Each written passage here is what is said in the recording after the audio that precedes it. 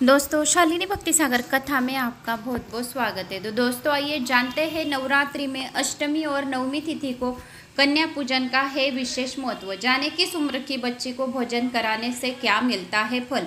नवरात्रि में अष्टमी और नवमी तिथि को कन्याओं को पूजन कर उन्हें भोजन कराने से माँ दुर्गा प्रसन्न होती है। दुर्गा अष्टमी के दिन सुबह माँ महागौरी की पूजा करनी चाहिए। इसके बाद यदि आप अष्टमी को हवन करते हैं तो हवन करने के बाद कन्या पूजन करनी चाहिए। महानवमी के दिन सुबह में या सिद्धिदात्री और भगवान राम की पूजा की जाती है। कन्या पूजन के दिन कम से कम 9 कन्याओं को आमंत्रित करना होता है, शुभ माना जाता है। कन्या पूजन के दिन हलवा, पूरी और चने का भोग लगाया जाता है।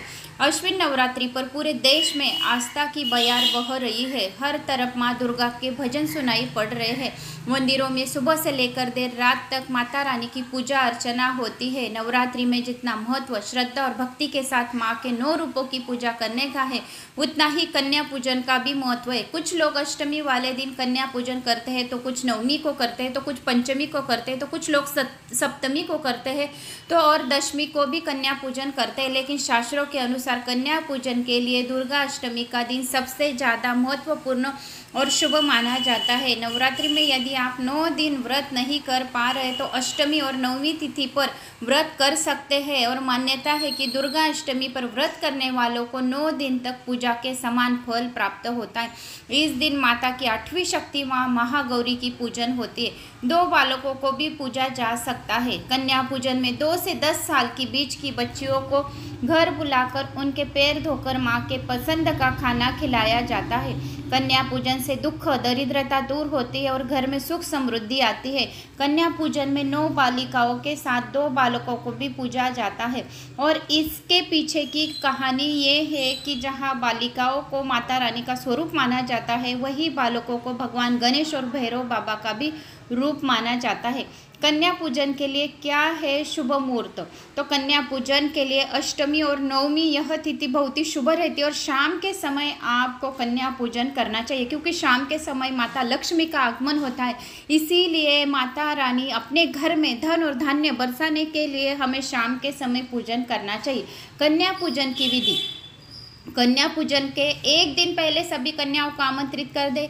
कन्या पूजन के दिन 9 से अधिक कन्याओं को आमंत्रित करना शुभ माना जाता है। कन्या पूजन के लिए हलवा और पूड़ी का प्रसाद तैयार रखें। कन्याओं और बटुक यानी छोटे लड़के पर भी घर पर बुला सकते हैं। भैरव बाबा के रूप में एक बटुक को भी बुलाए, उनके जल से पैर धोए, उनके चरण स्पर्श करें। उसके बाद माथे पर अक्षता तिलक करे, कुछ कुमकुम करे और कुछ वस्तु भेंट दे। फिर उन्हें स्वच्छ आसन पर बिठाए। इसके बाद कन्याओं और लड़कों की कलाई पर मोली बांधे। इसके बाद फिर माँ भगवती का ध्यान करके इन देवी रूपी कन्याओं को इच्छा अनुसार भोजन कराए। अंत में उन्हें गिफ्ट भी दे और पैर छुए और उनके भेजने उनको जहाँ आपने कन्या पूजन की है या छोटी छोटी आपने कन्याओं को बुलाया है तो उनको घर जाकर पहुँचा के आए। किस उम्र की कन्या की पूजा से क्या फल मिलता है। तो आइए जानते हैं किस उम्र की कन्या की पूजा से क्या फल मिलता है। नवरात्रि में अष्टमी या नवमी को 2 से 10 साल की 9 कन्याओं की पूजा होती है। शास्त्रों में अलग अलग उम्र की कन्या पूजन को लेकर विशेष महत्व बताया गया है। 2 वर्ष की कन्या को कुमारी कहा जाता है। मान्यता है कि इनकी पूजन से दुख और दरिद्रता माँ दूर कर देती। 3 वर्ष की कन्या त्रिमूर्ति मानी जाती है। त्रिमूर्ति कन्या के पूजन से घर में धन धान्य आता है और परिवार में सुख समृद्धि आती है। 4 साल की कन्या का कल्याणी कहा जाता है। नवरात्रि में इनका पूजन करने से और भोजन कराने से सुख समृद्धि आती है।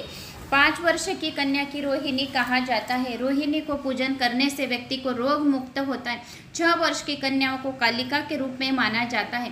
इनका पूजन करने से सभी कार्यों में सफलता मिलती है। 7 वर्ष की कन्याओं का पूजन करने से घर में सुख समृद्धि आती है और उनको चंडिका का रूप माना जाता है। इनकी पूजा करने से घर में धन दौलत की कभी कमी नहीं रहती। 8 वर्ष की कन्या को शाम्वी कहा जाता है। नवरात्रि में इन्हें भोजन कराने से लोकप्रियता की प्राप्ति होती है और दीर्घायु की प्राप्ति होती है। 9 वर्ष की कन्या का माँ दुर्गा का रूप माना जाता है। इस उम्र की कन्या का पूजन करने से शत्रुओं का नाश होता है और असाध्य कार्य भी पूर्ण होते हैं। 10 वर्ष की कन्या सुभद्रा कहलाती है।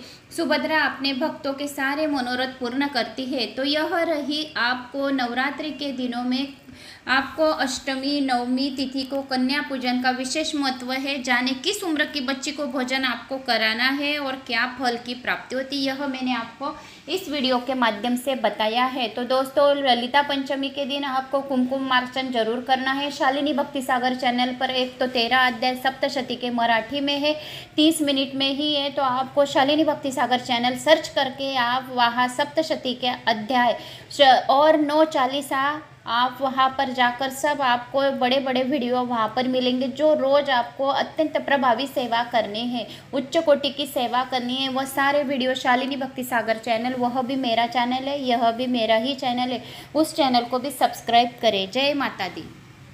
शेयर करना न भूले। कोई चैनल पर नया आया होगा तो लाल बटन पर सब्सक्राइब कीजिए, ऑल पे क्लिक कीजिए, यानी सबसे पहले नोटिफिकेशन आपको मिले। जय माता दी।